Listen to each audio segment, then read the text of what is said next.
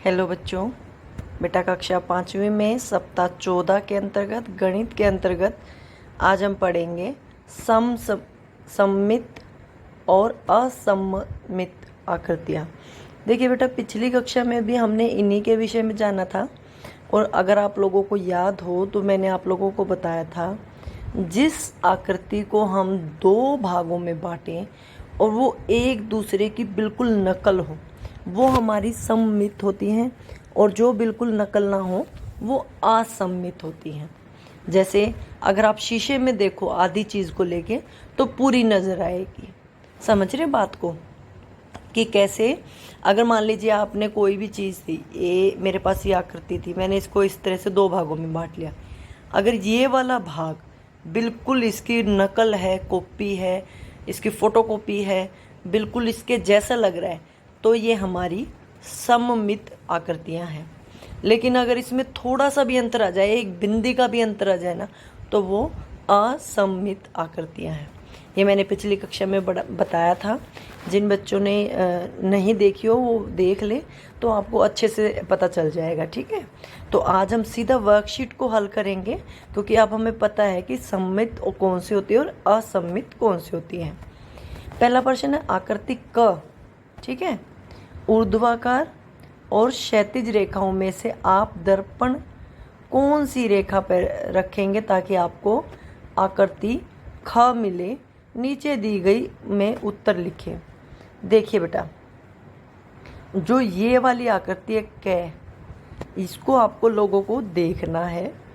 ठीक है, और आपको ये बताना है कि आप इसको किस तरह से रखोगे, या मतलब टेढ़ा मेढ़ा सीधा कैसे रखो कि आपको ये वाली आकृति मिल जाए।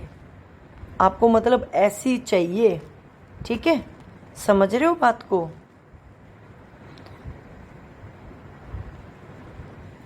देखिए बेटा, इसके लिए है ना, मैं आपको एक बार बुक दिखाती हूँ। बुक में यही क्वेश्चन दिया है, लेकिन वहाँ पे हमारी हेल्प के लिए, हमें समझाने के लिए कि हम इसको किस तरह से पूरा कर सकते हैं, अलग अलग आकृतियाँ दी हैं बेटा। ठीक है, देखो अब आप, ये आपकी पाठ्य पुस्तक है, पेज नंबर 74 के ऊपर दे रखा है ये। यहाँ एक कुत्ते का चित्र है, मतलब यही चित्र हमें दिया था ना। ठीक है, अब देखो उन्होंने क्या बोला है, यदि तुम एक आईने को मिलाने वाली बिंदु रेखा पर रखो तो चित्र का कुछ हिस्सा तो आम सामने छिप जाएगा। मतलब अगर ये ऐसा था और आपने इसको शीशा, ये आपका शीशा है नीला नीला, रखा तो ऐसा दिखाई दे रहा है कम है। ठीक है, सफ़ेद बक्से में बने चित्रों को देखो, ये आपके सफ़ेद हैं। यदि तुम किसी बिंदु पर आईना रखोगे तो ख आकृति दिखाई देगी। यह भी बताओ कि चित्र का कौन सा हिस्सा आईने के सामने छिप जाएगा। ठीक है, जब हम आईने को बिंदु वाली रेखा पर रखेंगे। ठीक है बेटा, समझ रहे हो बात को? आपको ये बताना है कि ऐसे रखना है शीशे के सामने या फिर ऐसे रखना है, बस आपको ये बताना है। ठीक है बेटा, तो हम शीशे के सामने इस तरह से रखेंगे। इस तरह से रखते ही हमारी ये आकृति हमें मिल जाएगी। ठीक है, समझ गए बात को? आपको कैसी आकृति रखनी है? देखिए बेटा, ये आपका राइट आंसर है, ये वाला। आप इसको शीशे के सामने इस तरह से रखेंगे आधी तस्वीर को, तो आपको ये वाली आंसर मिल जाएगी। समझ में आ गया? अगला प्रश्न है, आधा घुमाने के बाद नीचे दी गई कौन सी आकृति पहले जैसी दिखेगी? ठीक है, और दिए गए स्थान में हाँ या ना लिखना है। देखो ये आधा कर देंगे, आधा कर दिया। अगर इसको हम किसी तरह से भी घुमा लिए यही रहेगी, तो ये दिखेगी हाँ। ये वाली बेटा ऐसे हो जाएगी, लेकिन अगर हम इसको घुमा दें, मतलब इस तरह से कर दें, तो इसकी आकृति बदल जाएगी। तो कुल मिला के इसका नहीं आएगा, क्योंकि हमें आकृति वही होनी चाहिए। गोला बेटा आधा करोगे ना,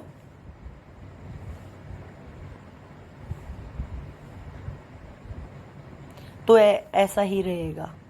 समझ गए? तो इसमें भी हाँ आएगा।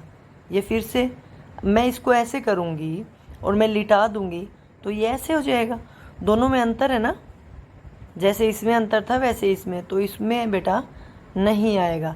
पहले जैसी आकृति नहीं दिखेगी, ये वाली दिखेगी, क्योंकि बेटा इसमें जितनी भुजाएं हैं ना वो बराबर हैं, तो इसका हम किसी भी तरह से घुमा ले यही आएगा।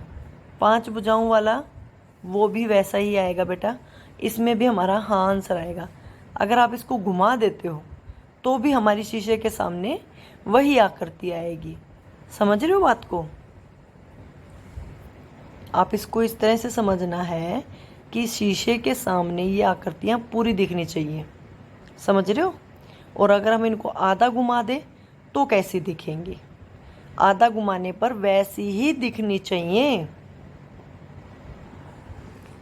देखिए बेटा, ठीक है, ये जो जितनी आकृतियाँ हैं ना सभी शीशे के सामने हमें आधी की पूरी मिलेंगी, केवल इसको छोड़ के, क्योंकि इसका देखिए ये जो भाग बनेगा, समझ रहे हो, ये वैसा नहीं बनेगा।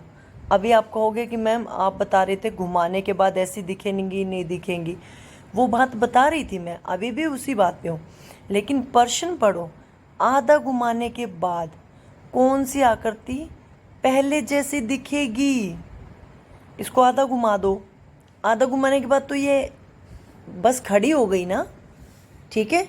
सिर्फ इस आकृति को छोड़ के बाकी सारी आकृतियाँ आपकी पहले जैसी बन जाएंगी, वो दिखने शीशे के सामने वो पूरी हो जाएंगी। समझ रहे हो बात को?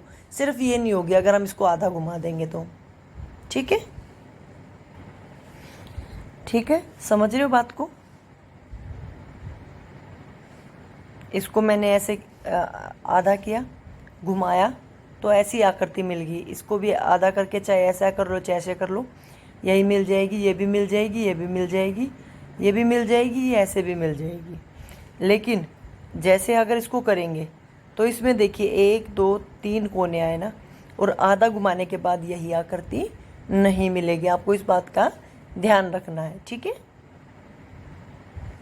अगला प्रश्न है, निम्न में से कौन सा अंग्रेजी का शब्द आधा घुमाने पर पहला जैसा दिखाई देगा? आधा घुमाने का मतलब है बेटा, पिछली वीडियो में भी इसी तरह का था, यही का यही आना चाहिए। अब देखो जूम है, इसका आधा घुमाने पर जूम मूज बन जाएगा ये, ठीक है, ये वही आना चाहिए, ये नहीं आया ना, ऐसा ही इसका ऐसा ही ऐसा आएगा। अच्छा ये जो ये है ये हमारा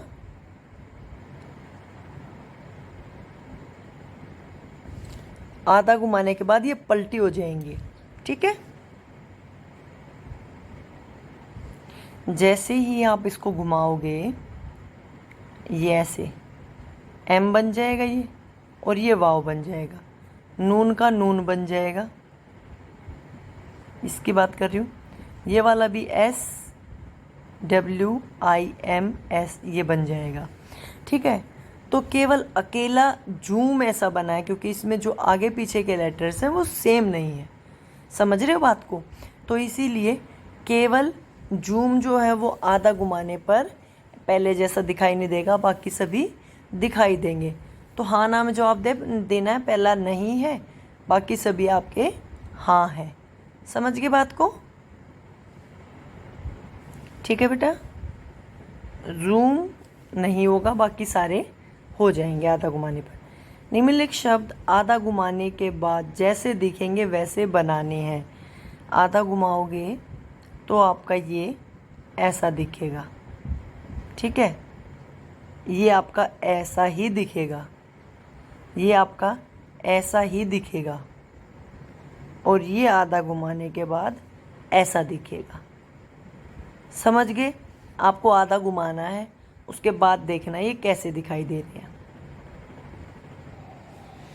अगला प्रश्न आपका 1 2 3 व 4 अंकों की, मतलब 1 अंक की, 2 अंक की, 3 अंक की, 4 अंक की ऐसी संख्याओं को लिखिए जो आधा घुमाने के बाद भी सेम दिखेंगी।